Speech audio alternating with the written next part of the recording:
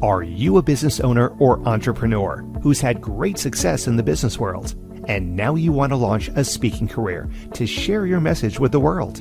If that's you, then listen up. 25-year speaking industry veteran Brett Ridgway has released his latest special report, 3 key things entrepreneurs must master to build a profitable speaking business.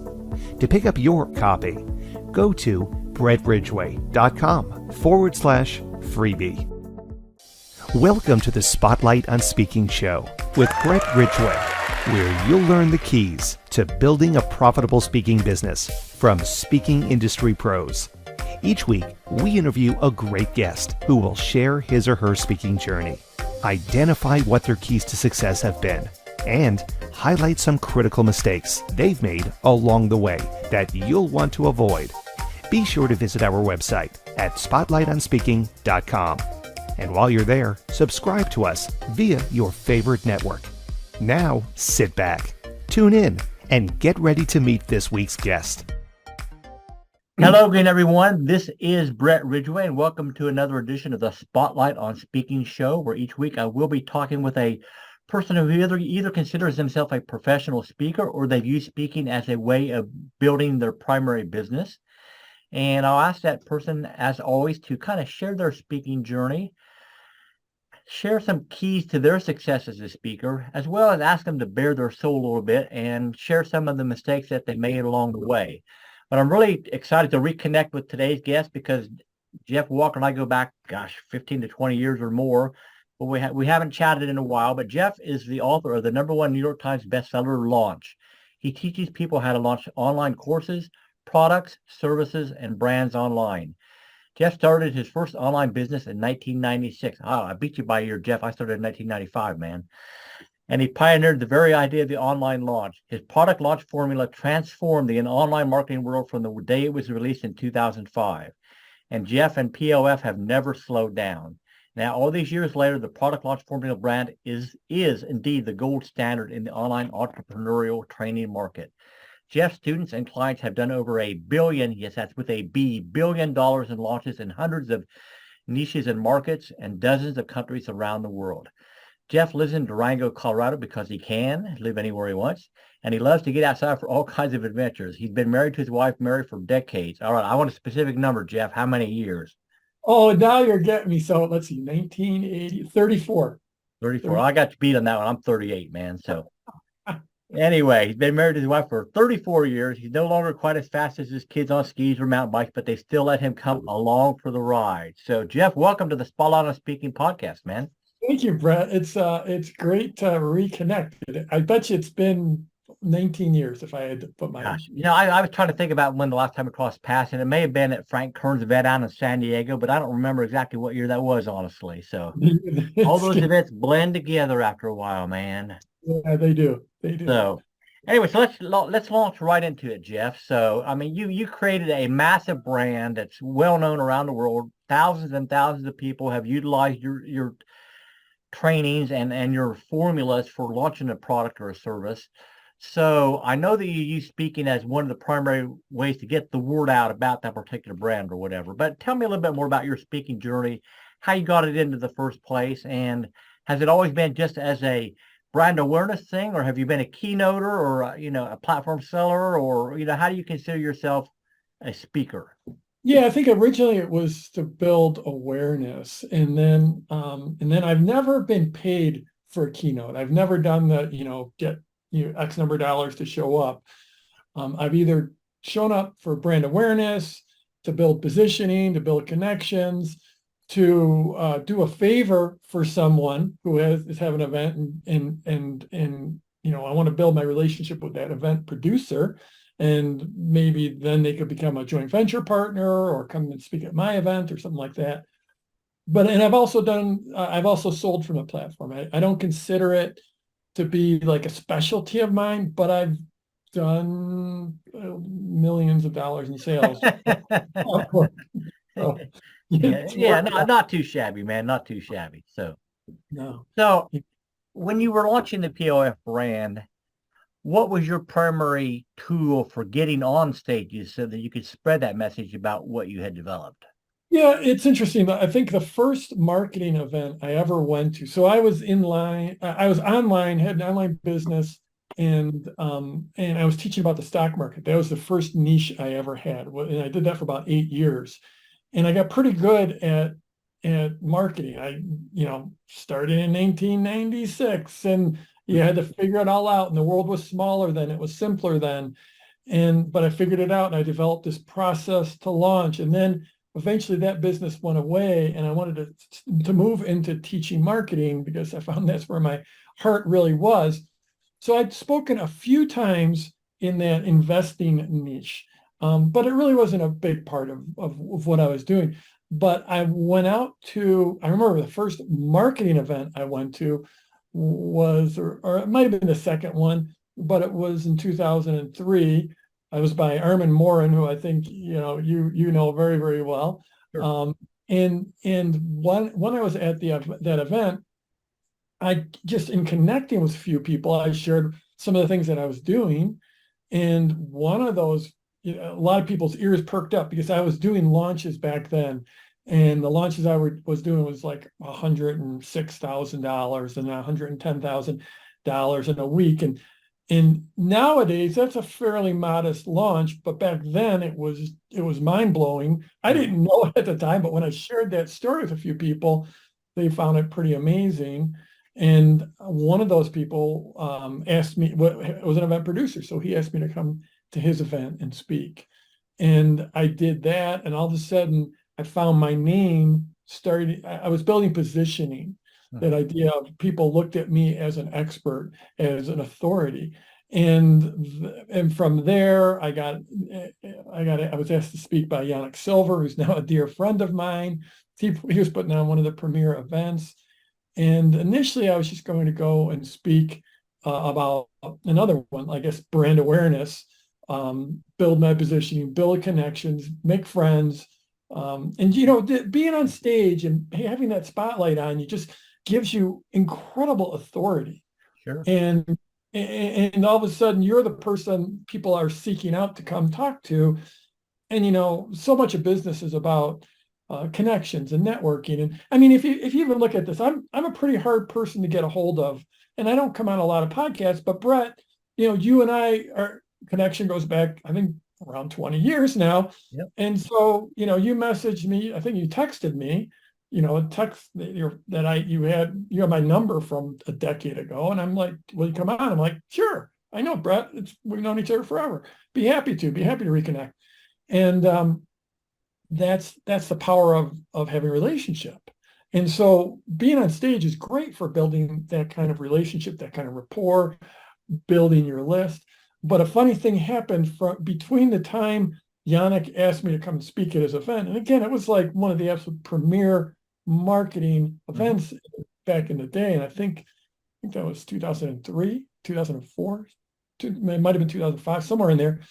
And between me saying yes, I'll come and speak, and then the date, I had a partner in that first business, and that partner like stole the business from me, which is a whole long story. We don't have time to go into that story, but we had a really ugly partnership breakup. He took all the assets of the business in a very unauthorized way, and all of a sudden I'm like, okay, I have an opening to create something new. Talked to Yannick, and Yannick said, well, you should make an offer from the stage. And that's what I did. And was not a trained salesperson, that was the first time I ever made an offer from stage. But I had like 6 people end up buying from me. And what they bought, I think I charged $3,000. So it was like $18,000. And all of a sudden I was like, oh, I got this new business. But what I sold to those people was group coaching. That group coaching eventually, that taught me how to teach my product launch formula. And so those 6 sales, that $18,000 in sales, that eventually became what I built into my coaching program. And we're at like $100 million in sales now. All these years later, well over $100 million in sales all these years later. And it all started with making that offer from that stage. So that shows you the power of the stage, the power of making an offer, even if you're not terribly good at it. So some people listening might know, but like a rule of thumb is that you should sell, about 10% of the audience is a sort of a bare minimum to be doing okay. And there was like over 200 people in that audience. So if I did an okay job with that offer, I would have sold 20. I only sold 6. So that tells you at that point in my life, I was not a proficient salesperson. A lot of people would love to have an $18,000 failure, Jeff. Yeah, that's true. That's true. I mean, absolutely, 100%. And I was doing backflips because my partner stole my business, and like I hadn't made any money, and it was like 3 or 4 months at that point. So it was great to make that. But I just want to underline that even though that was a great payday, it wasn't a great performance by me, being a salesperson, but it still put me in a new business. And I heard you years later at Frank Kern's event in San Diego, and I don't remember exactly what year that was, but I mean, obviously you polished those skills and all that. So as you've headed down this speaking path, so to speak, what do you think your 3 biggest keys to success have been? First of all, you're picking, I mean, do you mean specifically like with selling from stage or just with speaking in general? Whatever you want to touch on, man. Well, I'll tell you, like one of the things, and again, I don't consider myself an expert salesperson, but one of the most important things is being in front of the right audience. Mm-hmm. So I had one time where I was in front of the right audience, and this was an event I did almost every year. So I got invited back to speak at this event every year. And my message and the way I speak and what I was offering was a perfect match. Mm-hmm. And I would typically do between $200,000 and $350,000 in sales from that talk, which is a 75-minute talk. It'd be ridiculous.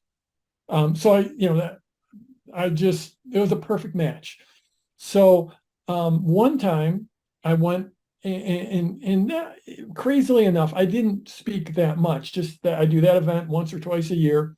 And then one time I went from that event to another event that just wasn't, it was another group of entrepreneurs, another group of people that would benefit from my work, that in many ways would be a complete match. But the one I was doing, $200,000 to $300,000 with, they were what we might call, I don't know, they were impact driven. They were about making a change in the world. Mm-hmm. And this other group, not that it's anything wrong with it, but they were just about money, making money. And my message to the world is, yeah, you want to make money and you also get to make an impact. And so I gave almost the same talk to the second event. Yeah. And I sold like, I don't know, $4,000 or $6,000 to a room that wasn't as big, but it was almost as big. So being in front of the right room is super important. Super, super important. Yeah. Now, I'm sorry, Deb. I find so many speakers are really weak on doing their research ahead of time before an event to determine if it is the right event for them. And I mean, that can be a hard thing to figure out sometimes, but I mean, 100%. The being in front of the right audience is hypercritical. So what's your number 2, man? Well, my number 2 would be, and let's just talk specifically about selling, which again, it's weird that it's not like the thing I think I'm the world's greatest expert on. But from selling from stages, one of the things almost everyone messes up is they mess up the timing of their talk. So you got to practice your talk, and you have to practice with a timer. And these days, generally when you're on stage, you'll have a nice monitor, one of those DSMs, a direct stage monitor, so that you can see right. When you're looking at the audience, you just look down and you see the monitor, and you can maybe see your notes and different things. But usually there's a countdown clock there, which is a godsend to speakers, because back in the day, like when we met, Brett, there was maybe someone at the back of the stage would hold up a sign that says 10 minutes. Yeah. And you might, from stage, you might see that, but you probably didn't, because you're all enraptured with being on stage. And and so it was a lot harder. Now it's easier to have that monitor in front of you, but still, almost everyone, when there's early days of speaking, you go over. Almost everyone goes over in their time. Because I'm sure you see so many people, Brett, but would you say what's the percentage of like people that are in their first 10 talks that go over time? What would you guess? Oh Brett? gosh, above 50%, honestly. And even I've seen what you would call experienced speakers run 30 minutes over their time slot. I mean, they totally killed the event, essentially. Yeah. So don't go over your time. Know how to cut your stories short. I guess this isn't just for selling. This is for any kind of a talk. You want to bring it in on time. And if you're over a minute or 2 minutes, okay. But bring it in on time, because you're in an industry, and if you want to be a good player who is seen as a healthy, good person to invite to speak, one of the things you have to do is be respectful of the event producers. Sure. And bring it in on time. Like, one of the worst things you can do, I've seen this on stage a number of times, where someone was like, from stage, they'd be, oh, looks like I'm over time. And say, is it okay if I go a little longer, to address like the event producer? Oh yeah, seen it many times. And like that, you're going to make the event producer, if they say no, you got to stop, you're going to make them look like the Grinch that stole Christmas, right? I mean, that's a horrible position to put the event producer in. But you should just bring it in on time. That's the way to be respectful. That's the way to get invited back. And other people are watching and noticing, and word travels fast. So bring it in on time. If you have to cut your favorite story short, cut it short. If you have to cut your favorite story out, cut it out. Sort of have a plan for how you're going to end. And you know what? You might have the greatest talk ever, all planned out perfectly, but the audience doesn't know that. And if you cut out a chunk in the middle so that you can get to that end section, you're going to be fine. Those are such great tips, Jeff. And I have a couple other questions I do want to ask you before we wrap it up today. But before we do, let's take a quick break to get a word from our sponsor. Are you a business owner or entrepreneur who's had great success in the business world, and now you want to launch a speaking career to share your message with the world? If that's you, then listen up. 25-year speaking industry veteran Brett Ridgway has released his latest special report, 3 key things entrepreneurs must master to build a profitable speaking business. To pick up your copy, go to brettridgway.com/freebie. And we are back with the Spotlight on Speaking show with my guest, Jeff Walker. And Jeff, here's a section where I'd like to ask you to kind of bare your soul a little bit, so to speak, and maybe share a mistake or two you made along the way that you would highly encourage aspiring speakers to avoid making. I'll tell you, well, you know what? I'm going to talk about when I did a radio spot. This is bearing my soul, because I still have scar tissue on this. And this is in that first business, which is about the stock market. And I was invited to get on and do a little bit on a radio. And it just happened to be drive time in Denver, the #1 station, biggest radio station in Denver, which is a pretty sizable market. Yeah. And they wanted me to get on at 7:30 in the morning and do a little 3-minute bit where I get interviewed.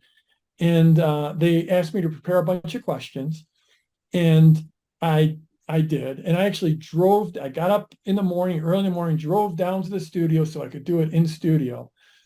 And I had never done anything like this. So I was pretty darn intimidated. And all the DJ was walking around, kept clearing his throat. So I'm like, when he's not on stage yet, not on mic. So I walked around and kept clearing my throat, because I thought that was just the most ridiculous thing in the world.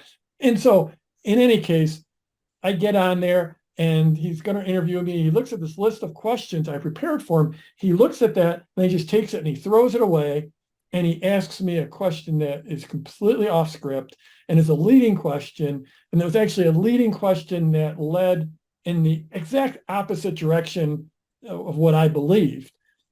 And I froze, and I just started stumbling. I was like,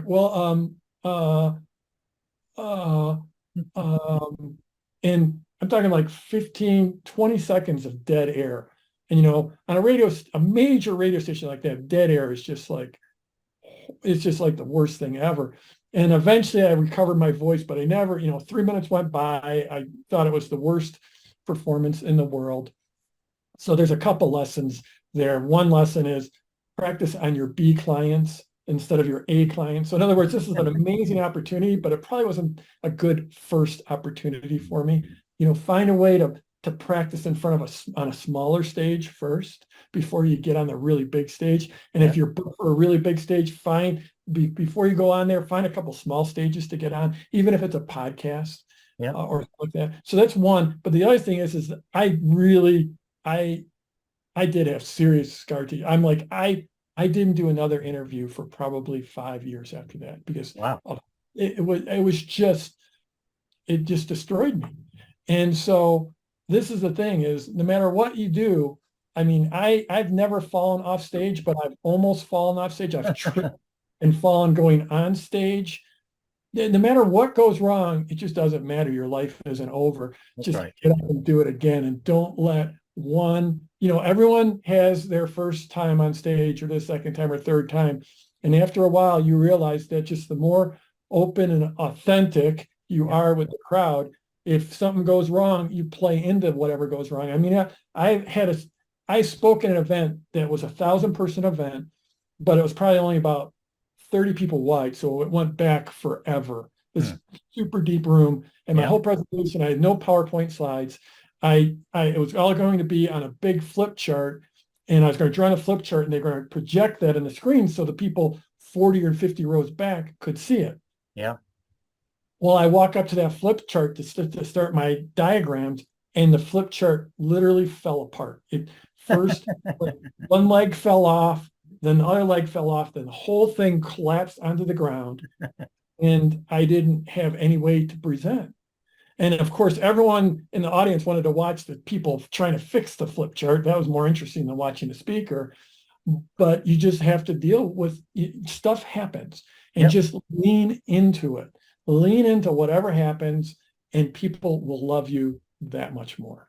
Well, those are great stories, Jeff. So if somebody wants to get involved in Jeff Walker's world, where do they go to find out more about what you got going on? Yeah, it's pretty simple. So I teach people how to launch online businesses, courses, membership sites, coaching programs, masterminds, whatever it is. I've been teaching this since 2005. And if you go to productlaunchformula.com, then you can basically what I do is every now and then I open up a new cohort and we let people in. But whenever you go there, we'll have some amazing free resources. Everything I've done, I've built off of giving like the best stuff away for free. And then if people want to go deeper, I invite them into my programs. So just go to productlaunchformula.com, put your email address in, and we'll get you some free training on how to launch. All right. Well, very good. So this has been another episode of the Spotlight on Speaking show with Brett Ridgway. As always, if you haven't been to spotlightonspeaking.com, hop on over there and register so you can be notified of upcoming episodes. As well as if you'd like a copy of my free report, 3 Key Things Entrepreneurs Must Master to Build a Profitable Speaking Business, then you can pick that up at brettridgway.com/freebie.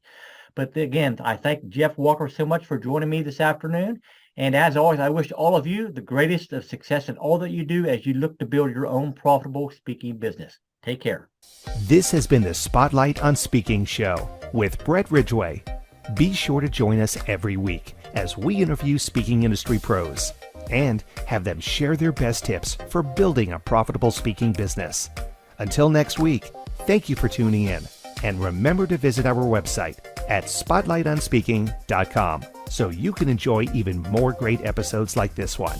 While you're here, be sure to subscribe via your favorite network. We look forward to seeing you next time on the Spotlight on Speaking show. Until then, our sincere best wishes to you for the greatest of success as you work to build your own profitable speaking business.